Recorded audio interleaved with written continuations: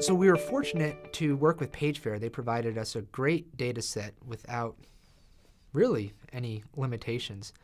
Their data set gave us measures of the extent of ad blocking across websites. We had differences in the share of visitors blocking ads at different websites. We then also had Alexa data on traffic ranks over a 3-year period and could later decipher the relationship between ranks and actual levels. The digitization or the digital transformation of the economy is both scary and exciting at the same time. I think the biggest impact is to reduce the cost of both producing and creating new goods, which is very exciting for entrepreneurs because with little investment, they can become wild successes overnight, including these 20 and 30-year-olds who you see. At the same time, a lot of people are losing their jobs. And there's a lot of pain being felt by workers who are left behind in this economy, and I'm very worried about those workers.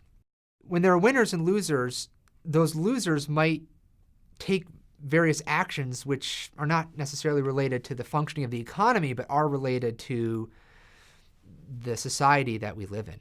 And there can be negative impacts. We see, to take the extreme, we see terrorism in some cases. We see riots. We see various things like that. Many of their jobs are being replaced by machines, software, and it's very difficult for them to actually transition to a new job. They need to go back and gain skills and education that they didn't have previously.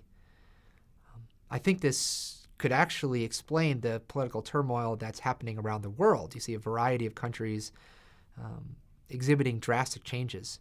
And this could be due to the pain that is experienced by workers as they lose their jobs to technology. And I think it's the fundamental problem of our time.